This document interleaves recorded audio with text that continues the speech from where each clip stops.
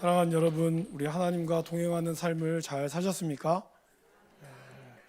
여러분께서 정말 기도해 주셔서 잘 다녀왔고, 이따 광고 시간에 말씀드리겠지만 다음 주 오후 예배 때 선교 보고회가 있습니다. 그때 오셔서 더 자세하게 선교의 내용들을 함께 들으시고 또 은혜를 나눴으면 좋겠습니다.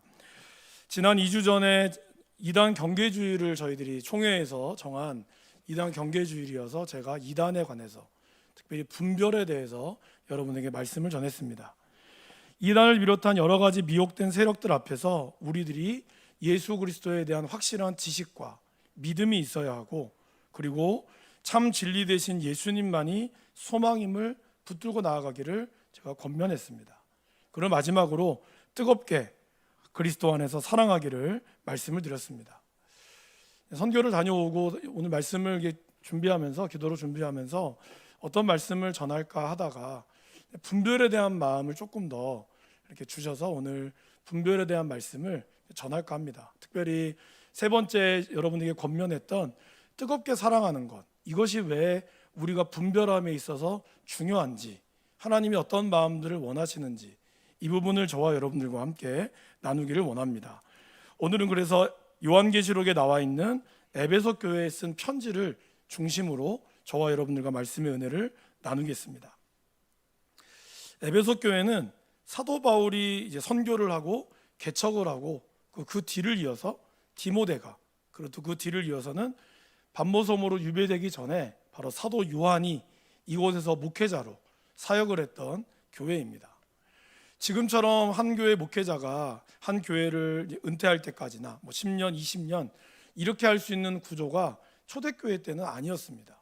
그 이유는 교회들은 이제 계속해서 늘어나는데 목회자들은 정식적인 신학교가 있는 것도 아니다 보니 목회자들이 늘 부족할 수밖에 없었습니다. 그러다 보니 예를 들면 바울 같은 선교사님은, 사도는 에베소 교회를 이렇게 개척하고 약 2년 내지 3년 정도 계시다가 다른 데로 가야 되는, 또 다른 교회를 세우러 가야 되는 상황이 있었습니다. 그래서 데살로니가 교회 같은 경우는 3주밖에 못 있었죠. 그렇게 짧게 있거나 아니면 길어봤자 2년 3년밖에 못 있게 되었습니다.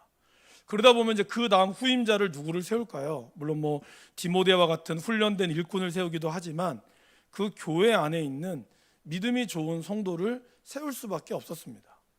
물론 그분이 잘 하시겠죠. 잘 하시지만 그러다 보니 어떠한 위험이 올까요? 이 사도가 물러나고 난 다음에 가만히 들어온 이단들이 들어오게 된다는 것입니다. 몰래 들어와서 처음에는 잠잠히 있다가 어느 정도 좀 사람들 앞에 마음을 업기 시작하면 그때부터 본색을 드러내면서 사람들의 마음을 미혹하기 시작했습니다. 요즘에 이단들과 좀 비슷하죠. 그런 일들이 많다 보니까 에베소 교회는 그러한 어려움들, 특별히 에베소 지역은 사도 바울이 매우 심혈을 기울였던 곳이기도 합니다. 먼저 에베소 지역은 정치적으로나 종교적으로 그리고 경제적으로 매우 중요한 곳입니다. 먼저 정치적으로는 에베소는 로마가 인정한 몇 안 되는 자유도시였습니다. 자유도시라고 하면 로마에 충성을 다했던 도시란 뜻입니다. 그래서 로마가 그 도시에 자유를 부여한 거죠.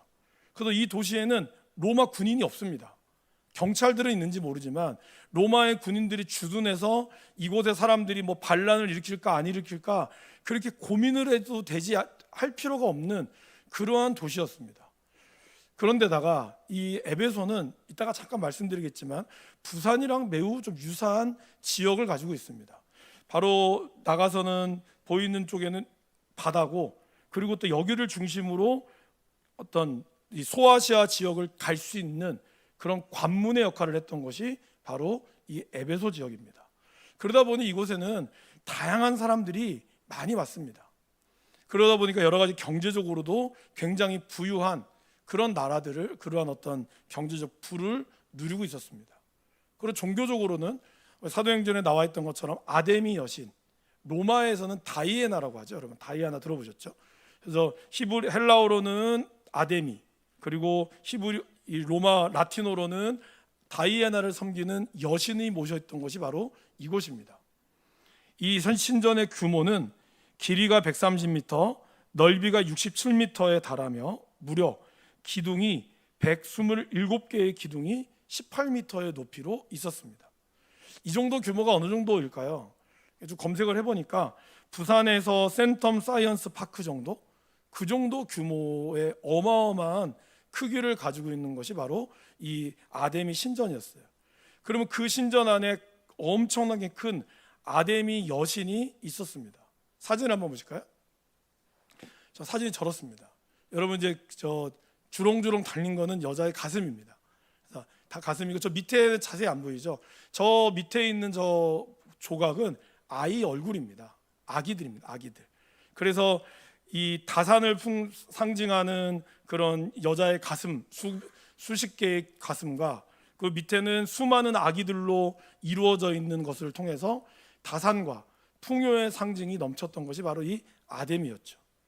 그래서 사도행전에서 보면 사도 바울 때문에 아데미 여신을 만드는 사람들이 이제 자기가 일거리가 끊어지자 이 신전에 모여서 그들이 집회를 열잖아요. 그때 그들이 이렇게 외쳤죠. 크다 에베소 사람의 아데미여라고 외쳤습니다. 무슨 말일까요? 자기네들은 에베소 사람이면서 동시에 아데미의 사람이라는 거예요. 그러니까 아데미 여신에 속해 있는 사람이라는 거죠. 그러니까 마치 뭐 우리 교회 절에 안 다니시는 분들도 우리 대한민국은 어떻습니까? 뭐 종교가 뭐예요? 여쭤보면 불교라고 하죠. 이런 것처럼 한국의 어떤 정체성, 유교 내지 불교인 것처럼 에베소도 자기네들의 정체성은 아데미였다는 겁니다. 근데 아데미뿐만 아니라 수백 개의 신전뿐만 아니라 크고 작은 신전들과 우상을 모셨던 곳이 바로 이 에베소 지역이죠. 그리고 여기에 소속되어 있는 수많은 창녀들, 신전의 창기라고 불리는 그렇게 쾌락을 주는 창녀들과 남창과 여창들이 가득했던 것이 바로 이 아데미라고 하는, 그리고 에베소라고 하는 지역이었다라는 것입니다. 그래서 말씀을 준비하면서 이 에베소가 참 우리 부산과 좀 비슷하다라는 생각이 많이 들었습니다. 여러분 부산도 어떻습니까? 부산도 이런 많은 사람들이 있죠. 러시아 사람, 그리고 뭐 중국 사람, 그리고 요즘에는 캄보디아나 베트남, 동남아시아 사람들이 굉장히 많이 밀집되어 있죠. 피난 때에 내려오셨던 분들이 여전히 살고 계시기도 합니다. 그러다 보니까 이 부산은 굉장히 국제적인 도시이고, 이번에도 뭐 BTS나 뭐 이런 것 때문에 굉장히 많은 또 관광객들이 오고 가며 했던 그런 국제적인, 제주도보다 더 많은 사람들이 찾게 되는 도시가 바로 이 부산이라고 합니다. 그런데 그것만이 아니죠. 부산은 사실은 많은 인종들뿐만 아니라 이단들도 굉장히 많죠. 2주 전에도 말씀드렸지만 이 외제 이단과 국산 이단이 같이 있어요. 그래서 이 모르몬교라고 하는 이 외제 이단이 우리나라에 가장 먼저 부사에서 활동을 했다고 말씀을 드렸고, 국산 이단 중에서는 안상홍부터 시작해서 신천지, 그다음에 통일교 이런 것들뿐만 아니라 이 부산 안에 있는 토속적인 또 이단이 있어요. 여러분 아시는지 모르겠지만 감천마을이 원래 태극도가 섬기는 사람들이죠. 그것도 원래는 이단이죠. 그런 이단, 우리가 알게 모르 천부교부터 해서 알게 모르게 수많은 이단들이 이 부산에 밀집되어 있습니다. 더더군다나 제가 좀 놀란 것 중에 하나는 광안리에 갔는데 광안리에 트랜스젠더 바가 이렇게 있는 거예요. 저는 물론 다른 도시도 보면 있을 겁니다. 제가 뭐 그런 데 안 가봐서 모르겠는데, 근데 광안리는 분명히 관광 도시고 가족들 단위로 오는 도시임에도 불구하고 거기에 너무 버젓이 적혀 있는 걸 보고 참 국제적인 도시다 이런 생각이 많이 들었어요. 그러니까 이런 것을 대놓고 사람들이 뭐 유흥가가 밀집돼 있잖아요. 보통은 다른, 제가 뭐 서울이나 청주나 여러 도시에 있어봤지만 유흥가는 밀집되어 있거든요. 그런데 뭐 이런 바도 있고 막 나이트클럽 이런 건 있는데 이렇게 대놓고 사람들이 많이 다니는 곳에 제가 있는 것은 좀 처음 본 것 같아요. 여러분들은 너무 익숙해서 모르실 수 있지만 제가 사실 깜짝 놀랐어요. 그런 군데가 광안리 곳곳에 몇 군데가 있습니다. 해운대도 가면 또 있고. 그래서 이런 모습들이 그냥 우리가 뭐 웃고 넘길 문제가 아니라 사실은 굉장히 에베소와 마찬가지로 부산도 어떤 영적인 전쟁들이 치열할 수밖에 없다라는 것입니다. 사도 바울은 이 3차에 걸친 전도 여행을 했습니다. 그래서 특별히 3차 때는 4년이라는 시간을 가지고 전도 여행을 했는데 그 중에 에베소에서 무려 3년 동안이나 있었습니다. 사도 바울이 이렇게 한 군데에 오래 있었던 적은 거의 없습니다. 왜냐하면 다녀야 될 교회가 많기 때문에 다녀야 되고 선교해야 될 땅끝까지 전하기 위해서는 바울은 매우 분주했습니다.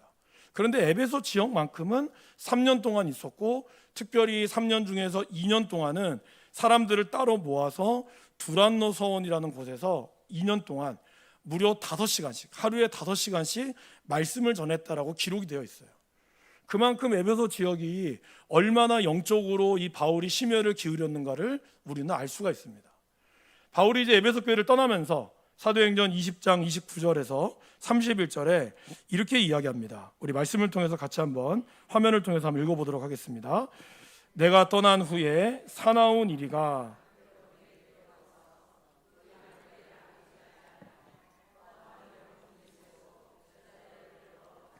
따르게 하려고 어그러진 말을 하는 사람들이 일어날 줄을 내가 아노라. 그러므로 여러분이 일깨어 내가 3년이나 밤낮 쉬지 않고 눈물로 각 사람을 훈계하던 것을 기억하라. 3년이라는 시간 동안에 2년 동안 또 계속해서 바울은 눈물로 이곳을 말씀을 가르쳤습니다. 그 이제 떠나면서 바울은 여전히 염려가 되었던 거죠. 왜요? 사나운 이란과 같은 여러분을 넘어뜨리려고 하는 이리가 분명히 이 교회에 들어올 것을 바울은 알고 있었다는 거예요. 그러면서 바울은 간곡한 말로 내가 당신들을 3년 동안이나 눈물로 말씀을 가르쳤던 것을 제발 기억하시고 여러분의 믿음을 잘 지키시기를 바랍니다 라고 바울은 눈물 어린 호소를 하며 이곳을 떠났습니다. 그만큼 이곳이 오랜 시간 훈련을 시켰지만 만만치 않은 곳임을 바울은 알고 있었다라는 것입니다. 바울을 떠나보내는 에베소 사람들도 바울과 석별의 정을 나누며 눈물을 흘리며 바울을 보냈습니다. 그리고 그 이후로 에베소 교회는 어떻게 살았을까요, 여러분? 이 부산이 가지고 있는 특유한 거친 환경, 거기다가 무속신앙까지 겹쳐서 정말 부산은 사실 좀 거친 것이 사실입니다. 다른 지역에 비해서 거칠어요. 그만큼 뭔가 좋은 장점도 있지만 그런 모습들이 신앙하는 모습에도 분명히 나오는 건 사실입니다. 여러분들 인식하지 못하시겠지만 에베소도 마찬가지입니다. 에베소도 그런 거친 환경 속에서 그들 자신을 지켜야 했어요. 여러분 어떻겠습니까?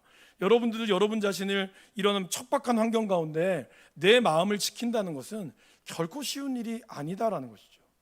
그런 모습 가운데 세월은 흘렀고 이제 사도 요한을 통해서 하나님은 에베소 교회에 편지를 썼습니다. 그 편지가 바로 오늘 편지죠. 이토록 험난한 환경 속에서도 에베소 교회는 먼저 주님으로부터 큰 칭찬을 받았습니다. 무엇보다 에베소 교회는 예수님이 살아계신 그러한 교회였습니다. 1절에 이렇게 나와 있죠. 에베소 교회의 사자에게 편지하라. 오른손에 있는 7뼈를 붙잡고 7 금초대 사이를 거니시는 이가 이르시되, 여기서 7별은 교회의 지도자를 뜻합니다. 성도들을 뜻하죠. 그리고 7 금초대는 교회를 뜻합니다. 그러니까 결국 예수님께서 에베소 교회의 지도자들을 축복하시고 성도들을 붙잡고 있고 그리고 7 그 교회를 두루두루 다니시며 이 교회가 하나님이 함께 하시는 교회라는 것을 가르쳐 주셨다는 거예요. 저는 바라기는 우리 교회가 이런 교회가 되기를 바랍니다. 저와 여러분의 인생을 우리 주님이 붙잡아 주시고 그리고 우리 주님이 여러분의 사이사이를 지나시면서 여러분과 함께하고 하나님의 임재가 가득한 그러한 교회가 될 수 있기를 간절히 바랍니다. 우리가 책망을 들어도 주님으로부터, 칭찬을 들어도 주님으로부터, 사람에게서 책망과 칭찬에 민감한 것이 아니라 하나님의 칭찬과 책망에 우리가 나아갈 수 있는 그런 우리 평화교회 될 수 있기를 간절히 바랍니다. 이러한 교회에 예수님께서는 그들의 수고를 평가하셨죠. 그것이 바로 2절과 3절 말씀입니다. 같이 한번 읽어보겠습니다. 내가 내 행위와 수고와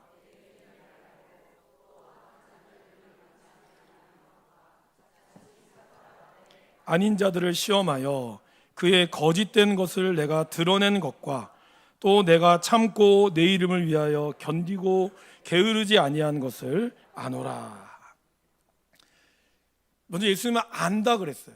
아는 것이 그냥 소문으로 아는 게 아니에요.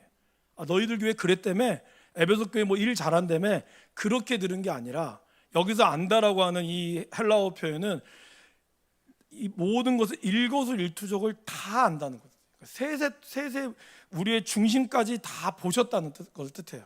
그만큼 예수님은 이 에베소 교회의 모든 성도들의 마음과 모든 교회의 형편을 다 알고 있었다는 거예요. 여러분 오늘 이 2절 사이에서 가장 많이 나오는 단어가 뭐죠? 수고, 인내, 견딤, 게으르지 않는 것, 이거였어요. 그러니까 이걸 하나 묶어보면 에베소 교회가 얼마나 수고를 많이 했는지 알 수가 있습니다. 아까도 말씀드렸듯이 치열한 영적 전쟁 가운데서 주변의 사람들은 아무도 예수 믿는 사람이 없고 나만 예수 믿는다고 생각해 보세요. 여러분 아마 우리 교회에 그런 분 계시잖아요. 가정에서 나만 예수 믿어. 아무도 내가 교회 다니는 것에 지지해 준 사람이 아무도 없어요. 심지어는 몰래 나와야 되기도 하고 내가 교회를 가는 것을 어떻게 하면 꼬투리를 잡으려고 하는 사람들이 주변에 드글드글하다고 생각해 보세요. 그런 사람 앞에서 내가 내 신앙을 지켜야 한다는 것 어떨까요? 치열할 수밖에 없습니다. 조금이라도 잘못하면 뭐라 그러죠? 교회 다니는 사람 다 글라. 딱 이 한마디가 내 마음에 비수처럼 확 꽂히는 거죠. 그래서 하고 싶은 말도 못하고 뭔가 함부로 뭔가 얘기할 수도 없는 그러한 수고와 인내를 이 에베소 교회가 감당했다는 거예요. 거기다가 또 게으르지도 않았어요. 누구보다 부지런해요. 사실 안 믿는 집에서 신앙생활 하신 분들은 누구보다 부지런할 수밖에 없는 거죠. 남편 밥도 차려줘야 되죠. 밥 차리고 교회 가야 되니까 남들보다 1시간 더 일찍 일어나서 밥도 차려야 되지. 조금이라도 꼬투리 안 잡히려고, 그래서 교회 좀 편하게 가려고 이 모든 것을 다 준비해야 되는 거죠. 에베소 교회가 그랬어요. 누구보다 수고했고 누구보다 열심히 있었어요. 그런데 거기에서 그것을 끝난 것이 아니라 이 교회는 악한 자들에 대해서 용납하지 않았어요. 악한 사람들 어떤 사람일까요? 자칭 사도라고 했던 사람들, 그러니까 거짓 선지자들, 이들을 분별할 수 있는 능력이 이 에베소 교회에 있었어요. 6절에 보면 이들 중에 대표적인 사람이 니골라 당이라고 나와 있죠. 이 니골라 당은 영혼만 깨끗하면 된다라고 주장하는 사람들입니다. 그래서 온갖 우상 숭배나 음행, 아데미 여신 같은 그런 음행을 해도 너희들 기도 그렇게 음행하고 주일 나가서 교회에서 기도하면 되지, 너희의 영혼만 깨끗하면 되는 거야. 이런 식으로 사람들의 마음을 막 미혹시켰다는 거예요. 근데 그런 미혹시키는 거에 대해서 에베소 교회는 어떻게 했습니까? 6절에 이렇게 얘기하죠. 미워하는도다. 여기서 미워한다는 뜻은 그냥 싫어 이게 아니라 증오의 의미를 담고 있어요. 그러니까 완전히 이 악에 대해서는 철저하게 배척하는 그런 마음을 가지고 있었다는 거죠. 그런데 그 미워하는 마음이 예수님이 얘기하죠. 6절 하반절에 나도 이것을 미워하노라. 그러니까 에베소 교회는 주님의 마음을 너무나 잘 알고 있는 교회였어요. 수고할 뿐만 아니라 수고에도 지치지 않았고 게으르지 않았고 악을 대응하는 데는 타협하지도 않았던 이러한 모범적인 교회였어요. 그 당시 신학책이 있기를 했겠습니까? 아니면 이 성경책이 있기를 했겠습니까? 그렇게 분별하기 어려움에도 불구하고 교회는 이것을 분별할 수 있는 능력이 바로 에베소 교회 가운데 있었어요. 얼마나 좋은 교회입니까? 이렇게 좋은 교회임을 우리 주님은 너무나 잘 알고 있었다는 거죠. 이렇게 완벽해 보이는 이 에베소 교회지만 하나가 빠뜨렸다라고 얘기합니다. 99개를 다 잘했는데 하나를 빠뜨렸어요. 그러면 이 정도면은 용서해 줄만 하잖아요. 근데 문제는 이 하나가 교회의 전부라는 거예요. 그래서 주님은 이 교회를 책망하신 겁니다. 여러분, 숫자가 중요한 게 아닙니다. 가장 중요한 걸 놓쳤다는 거예요. 에베소 교회는 뭘 놓쳤을까요? 바로 처음 사랑을 버렸다라는 겁니다. 여기서 중요한 단어를 기억해야 됩니다. 처음 사랑을 잃어버린 게 아니에요. 처음 사랑이 식은 게 아니에요. 처음 사랑을 버린 거예요. 이 단어는 너무나 다른 겁니다. 여러분, 우리가 열심히 일하다가 잃어버릴 수 있잖아요. 그죠? 막 사역에 정신 없다가 갑자기 내 사람을 시간을 깜빡 잊거나 아니면 정신 없어 잃어버릴 수 있어요. 이거는 용서가 되죠. 그리고 내가 다른 거를 열심히 하다 보니까 상대적으로 식어질 수 있어요. 그죠? 사람인지라 모두 다 잘할 수는 없잖아요. 그럴 수 있어요. 근데 에베소 교회는 잃어버리거나 식은 게 아니라 버린 거예요. 그들 스스로가 사랑을 버렸다라는 뜻입니다. 진리와 사랑 가운데 진리를 추구하기 위해서 그들은 사랑을 버린 것을 선택했다라는 것이죠. 여기서 사랑은, 그래서 예수님은 처음 사랑을 회복하라고 하잖아요. 저는 사실 개인적으로 처음 사랑을 회복하라는 이 말이 우리에게 어폐가 있다고 생각해요. 여러분들 중에는 첫사랑을 회복하라는 말을 많이 씁니다. 그럼 첫사랑이 뭘까요? 첫사랑이 다시 돌아올 수 있을까요? 먼저 못 돌아옵니다, 여러분. 우리가 생각하는 첫사랑은 자꾸 에로스적인 감정적인 사랑을 뜻해요. 그러니까 처음에 집회 가서 흘렀던 눈물, 그거를 기억하지만 오늘 여기서 나오는 사랑은 에로스가 아닌 아가페의 사랑입니다. 무슨 말이냐? 주님께서 나를 위하여 죽으신 십자가의 그 사랑을 회복하라는 거예요. 나도 십자가를 위해서 죽겠다고 하는 그 사랑을 회복하라는 거예요. 예전에 그 뜨거웠던 눈물, 그 감격, 그 찬양, 그게 아니라 그것 너머에 그렇게 눈물을 흘리며 이제 내가 주님을 위해 살겠습니다. 주님을 위하여 내가 주님의 사랑을 경험하며 모든 것을 끌어안겠습니다고 하는 그 사랑을 뜻하는 거예요. 이 사랑을 버린 거예요. 뭐 때문에요? 진리 때문에. 아이러니하죠. 진리 때문에 이단과의 싸움을 위해서, 이단으로부터 나를 지켜야겠기에, 이단으로부터 가정을 지켜야 됐기에, 이단으로부터 교회를 지켜야 됐기에 우리가 가장 중요했던 사람을 놓쳤다라는 것입니다.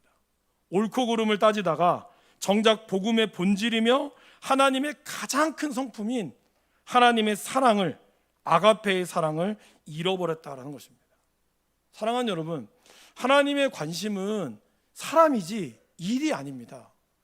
우리가 가끔 교회를 하시는 분들이 그런 착각을 할 때가 있어요. 교회를 열심히 하면 된다고 생각해요. 물론 열심히 하면 좋아하시죠. 그러나 그 열심이 사람을 향한 열심이 아니고 내 열심이고 뭔가 나를 지키기 위한 열심이 되는 순간 우리는 사랑이 식어져 버리는 거예요. 사랑을 버리게 되는 거예요. 그 어떠한 것이라 할지라도 우리가 이 사랑을 놓치면 안 된다는 겁니다. 하나님의 말씀은 좌우의 날선 검과 같다고 얘기했습니다. 그죠? 그럼 여러분, 이 검으로 뭘 할까요? 하나님께서 우리에게 이 하나님의 말씀을 좌우의 날선 검처럼 해서 우리의 심령을 찔러 쪼개기까지 한다고 그랬습니다.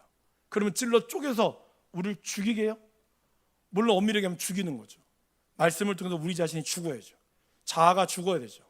하지만 궁극적으로 하나님은 이 칼을 통해서 저와 여러분의 심령을 쪼개서 우리의 죄를 드러내고 도려내고 그래서 다시 회복시키고자 하나님의 말씀을 주신 것이지, 이 말씀으로 다른 사람을 찌르라고 준 게 아니라는 거죠. 근데 우리가 말씀을 암송하고 말씀을 공부하면서 나도 모르게 이 말씀이 다른 사람을 찌르는 도구가 되었다라는 것입니다. 칼이 날카로울수록 뭐가 좋아야 되는지 아세요? 칼집이 좋아야 돼요. 날카로운 칼을 가질수록 그 칼을 담는 칼집이 좋아야 됩니다.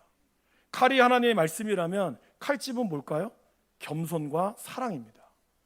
많은 사람들이 칼을 날카롭게 하는데 자기의 스펙을 쌓고 뭔가 자기를 드러내는 빛나는 칼을 쓰는 데는 굉장히 열심히 하지만 정작 이 칼을 담아야 될, 칼을 넣어야 될 때 칼집이 없어서 결국은 자기 몸을 찌르는 사람이 너무 많다는 겁니다. 우리가 하나님의 말씀을 배우고 우리가 하나님의 말씀 앞에서 진리를 추구하는 이유는 결국 사람을 살리는 거예요. 하나님 앞에서 사람을 살리고 영혼을 살리기 위해서 나아갔다라는 것이죠. 근데 에베소 교회는 옳고 그른 것을 따지며 자기를 지키기 위해서 무기를 갖고 있는 나머지 날카로운 칼만 휘두를 줄만 알았지 이 칼집을 키울 생각을 못했다는 것이죠. 바로 겸손과 사람의 칼집이 없어서 사람을 읽는 경우들이 많았다라는 것입니다. 거짓 지도자들이 경계하는데 온 신경을 쓰다가 사랑을 잃고 칼로 판단만 하는 무서운 교리주의자가 되어버린 이들이 에베소 교회에 넘쳐났다는 겁니다.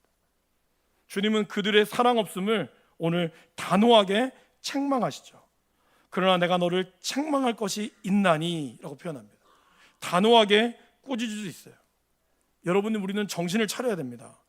우리가 어떠한 핑계를 댄다 할지라도, 우리가 어떠한 하나님의 말씀으로 내가 알고 진리를 따라 살아간다 할지라도 사랑을 잃으면 다 잃은 게 되기 때문입니다. 둘 다 균형 있게 가져가야 됩니다. 사도 바울은 그래서 예수님은 사랑이 식어진다라고 표현했고, 사도 바울은 이러한 예수님의 뜻을 확장해서 사람이 자기를 사랑하기에 급급한다 그랬어요. 무정하다 그랬어요. 자기 사랑과 반대가 되면 사람들은 무정해지는 거죠. 원통해하고 자비롭지 못하고 잔인해진다라고 표현합니다. 여러분, 돌아온 탕자 아시죠? 싸가지 없고 아버지 재산 다 까먹은 아주 나쁜 놈의 새끼죠. 그죠? 그런데 그 아들이 아버지께로 돌아올 수 있었던 이유는 뭘까요? 그 아버지의 사랑 때문에 돌아올 수 있는 거예요. 아버지가 옳고 그름만 했으면 얘는 못 들어오죠. 어떻게 아버지가 돌아가셨을 때 받아야 될 유산을 그냥 받아갑니까? 그것도 흥청망청 쏘고 나서 뻔뻔하게. 그런데도 그는 돌아올 수 있었어요. 돌아왔어요. 그 이유는 그 옳고 그름보다 더 크신 하나님의 사랑, 아버지의 사랑을 그는 경험했기 때문입니다. 사랑하는 우리의 자녀들이 떠나거나 왔을 때 우리가 그들을 옳고 그름의 잣대로만 보면 우리 모두 다 죄인일 수밖에 없다라는 것입니다. 그거를 뛰어넘는 그분의 사랑이 있어야 한다는 거죠. 교회의 분열의 역사를 가만히 보면, 저도 사실 몇 군데 있었던 교회는 분열을 경험했고 제 눈으로 경험했던 교회들이 있습니다. 처음에는 진리 싸움 같아요. 막 진리를 자기네들이 옳고 그름으로 싸움한 것 같은데 나중에는 어떻게 되는지 아세요? 감정 싸움으로 변질됩니다. 왜 싸운지도 몰라요. 그냥 싫어요. 어떤 분의 말만 따라서 안 믿는 사람들은 그냥 싸우고 나면 술 한잔하고 술 거하게 취하고 얘기하면 풀어져요. 근데 교회 다니는 사람은 싸우고 나면 술도 못 마시죠. 성령으로 취하지도 못하죠. 자존심만 남아있죠. 먼저 손 내밀기엔 자존심 상하고 또 손 내밀어도 자존심 때문에 받지도 못하고 그러다가 무덤까지 가는 경우가 있어요. 저 되게 궁금해요. 천국 가서는 과연 그 사람과 어떻게 될까? 그죠? 여기서 화해하지 못했는데 천국 가면은 과연 그 사람과 얼굴 마주보면서 살 수 있을까? 아니면 천국 가서도 서로 등 돌리고 살라나? 말씀 주면서 너무 궁금한 거예요. 과연 그런 사람들은 없어야겠지만 그런 분들은 끝까지 화해 안 하고 용서하지 못했다면 천국 가서는 이분들은 마주하게 될 텐데, 둘 다 천국 가면 이분들은 어떻게 볼까? 오늘 예수님께서는 이 부분을 아주 강하게 얘기하시면서 뭐라고 그러실까요? 너희가 처음 사랑을 회복하지 않으면 내 촛대를 그 자리에서 옮겨버린다고 그랬어요. 다른 말로 표현하면 너희들이 아무리 예수 믿어도 너희 안에 예수의 흔적은 없다는 거예요. 백날 교회 다니고 아무리 신앙생활 열심히 하고 아무리 모든 것을 다 할지라도 결국에는 그 모든 것이 헛될 뿐이라는 것을 이야기하고 있습니다. 그러게 예수님은 우리에게 말씀하시죠. 어디서부터 떨어졌는지를 생각하라고, 기억하라고. 뭘 기억해야 될까요? 십자가를 기억하라는 거예요. 우리가 어떻게 구원을 받았고 어떻게 예수님으로부터 우리가 구원받았는지 예수님을 기억하라는 거예요. 예수님이 이 땅에 섬김을 받으러 온 것이 아니라 섬기러 왔다라고 하셨습니다. 이 주님의 마음을 우리가 기억해야 돼요. 그리고 나를 돌아봐야 한다라는 것입니다. 어느 순간부터 내가 대접을 받기를 원하기 시작했다면 그때부터 나를 돌아봐야 돼요. 내가 어느 시점부터 대접을 받기를 원했느냐. 처음에는 대접하려고 했죠. 처음엔 대접하려고 왔고 섬기러 왔다는 것을 기억하였으나 어느 순간에서부터 나도 모르게 대접을 받기는 것에 대접을 받는 것에 나도 모르게 익숙해지는 나의 모습이라면 우리는 그때부터 사랑을 버린 게 되는 겁니다. 그리고 그것을 회개하고 나아가야 한다는 겁니다. 여러분, 눈물 흘린다고 회개가 아닙니다. 눈물도 물론 흘릴 수 있지만 눈물이 여러분의 삶으로 한 걸음 나가야 돼요. 많은 분들이 눈물을 흘리고 막 용서했습니다 하지만 정작 교회 문 밖에 딱 나가면 다시 눈물 싹 닦고 그냥 나갑니다. 그건 회개가 아니에요. 회개는 나의 삶을 단호하게 끊고자 하는 결단입니다. 감정적으로 끝나는 게 아니라 그 삶을 내가 살겠다고 하는 의지가 나오는 거죠. 그래서 예수님께서는 회개하여 처음 행위를 가지라 이게 나오잖아요. 회개하라고만 끝나는 게 아니라 처음 행위를 가지라라고 얘기하고 있는 거예요. 다시 우리의 마음의 삶으로 나아가게 되는 것을 이야기합니다. 결국 사랑의 눈이 멀어야 하는 거죠. 여러분, 사랑할 때는 문제가 없죠. 제가 신기한 것 중에 하나는 가만히 보면 저분들이 저렇게 저 외모와 환경을 보면은 저 둘이 전혀 안 어울릴 것 같은데 어떻게 결혼하게 됐을까?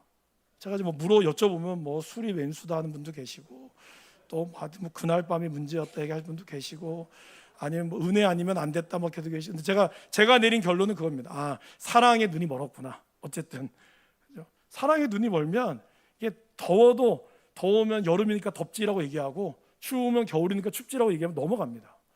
여러분, 데이트할 때 춥다고 안 나가고 덥다고 안 나가는 분 봤습니까? 그런 분하고는 헤어져야죠. 그런 분 만날 필요 없어요. 더우면 더운 대로 만나고 추우면 추운 대로 만나는 게 바로 진짜 사랑하는 사람의 만남이죠. 제가 이번에 갔던 캄보디아는 사실 한국보다는 좀 날씨가 좀 좋았던 것 같아요.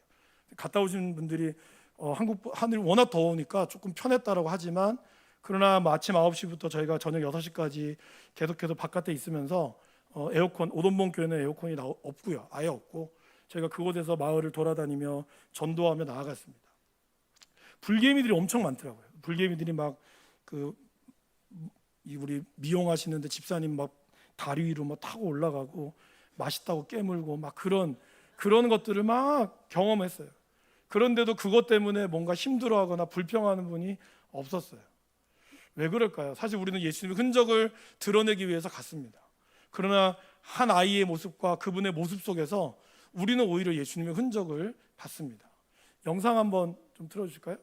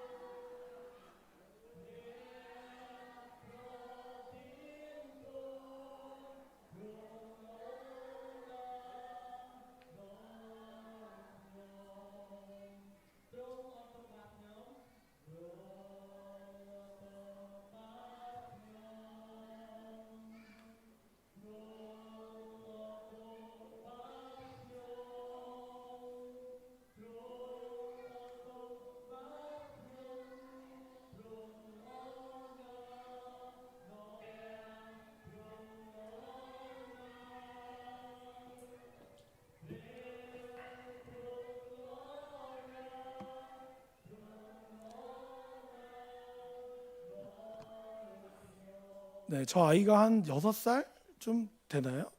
저걸 우리 뭐 목사님이 선교사님이 좀 저거 해줄래라고 말도 안 했고, 예배가 이제 막 시작할 때 우리 김성희 집사님이 전체를 한번 스케치 하시려고 이렇게 쭉 찍다가 이 아이를 우연히 보게 된 거예요. 그래서 이 아이가 그 예배 드리는 이게 예배 시작하기 전에 신발을 이렇게 쫙 하더라고요. 근데 신발짝도 안 맞아요 보니까. 뭐 왼쪽 오른쪽도 몰라. 근데 이 아이 하는 거 이거를 사진 찍는 것도 몰랐어. 영상도 좀 모르고 그냥 얘가 이걸 막 하는 거예요. 대부분의 캄보디아 아이들은 신발도 거의 신는 애들이 별로 없고, 그리고 뭐 진짜 여러분들 70년 80년대 한국이라고 생각하시면 됩니다. 똥물에서 놀고 그 앞에 있는 그 계곡이 흙탕물인데 거기서 막 엄청 막 기쁘게 막 놀고 있더라고요.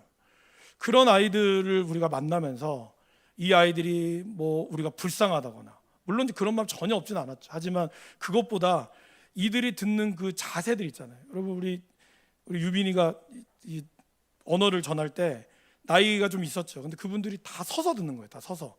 우리 아예 앉으시라고, 괜찮다고 다 서서 우리 어눌한 말을 다 경청하시고 같이 우리 기도 아티탄 기도란 뜻이거든요.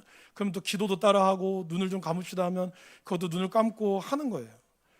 그 모습이 이 아이를 통해서 하나님께서 어떻게 역사하실지 우리가 기대가 되는 거예요. 못 사는 동네에 와서 우리가 좀 뭔가를 가르치자라고 생각했는, 그렇게 시작했던 분들도 계시는지 모르겠지만, 적어도 우리가 복음을 전할 때, 적어도 우리가 그들에게 뭔가 마사지하고 뭔가 할 때는 그런 마음들이 아니라 오히려 그들 안에 있는 예수님의 흔적을 우리가 발견하게 되는 거죠. 요즘 아이들한테 저렇게 신발장 정리하라면 막 군시렁군시렁 될걸요. 내가 안 하고. 우리 안에 이 사랑이 바로 그런 겁니다. 나도 모르게 저런 모습에 섬길 수 있고, 나도 모르게 저런 모습을 내가 나아갈 수 있는, 아무도 가르쳐주지 않았고 아무도 이 아이에게 뭐라고 하지도 않았지만 이 아이 스스로가 이 모든 것들을 그가 섬기고 있는 이런 모습들, 우리의 교회가 가져가야 될 모습이고 우리 교회가 지향하고 계속해서 나아가야 될 모습이라는 거죠. 귀한 한 영혼으로 우리가 보기 때문에 이 아이의 옷이 더럽다거나 냄새가 난다거나 집안에 오물이랑 같이 사는 거죠. 그런데도 그것이 보여지고 그것이 냄새가 맡아지는 게 아니라 그 아이에 있는 한 영혼이 보여지는 것, 그 사랑이 이 아이들을 복음이 전해지는 거죠. 교회는 진리를 전하는 곳이 맞습니다. 진리에서 타협하면 안 돼요. 하지만 진리는 사랑을 바탕으로 해야 되고, 진리는 결국 사람을 살리는 데 써야 되는 겁니다. 근데 그 진리가 나의 옳고 그름을 드러내고 다른 사람의 잘못됨을 판단하는 데만 사용하게 되면 그거는 그때부터는 진리가 되지 않아요.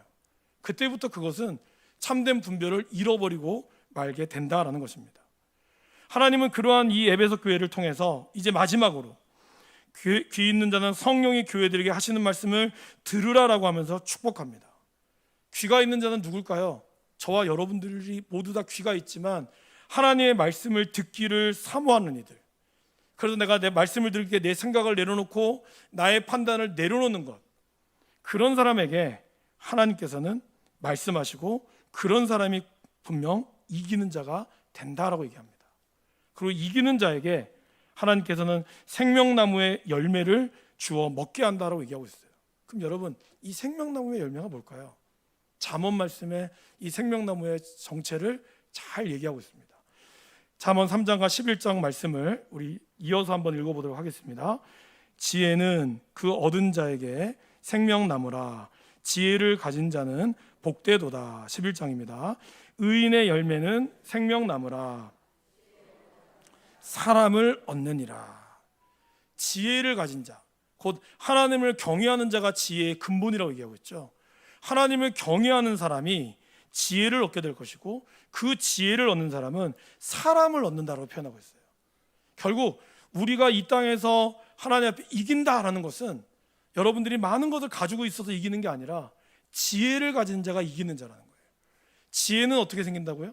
그분을 예배할 때, 그리고 예배하는 그 마음으로 사람의 마음을 얻을 때, 진리 가운데 있지만 사랑 안에 진리를 말하며 사람을, 영혼을 구원하는 일이 참된 지혜다라는 것입니다. 그리고 그런 지혜가 있는 자에게 하나님은 바로 우리에게 이 생명의 역사를 이루어가게 하신다라는 것입니다. 사랑하는 여러분, 그래서 우리는 진리 안에 사랑의 눈먼 자가 될 수 있기를 간절히 바랍니다. 차가운 분별을 넘어서 뜨거운 사랑으로 진리를 완성하는 참된 하나님의 제자가 될 수 있기를 간절히 축원합니다.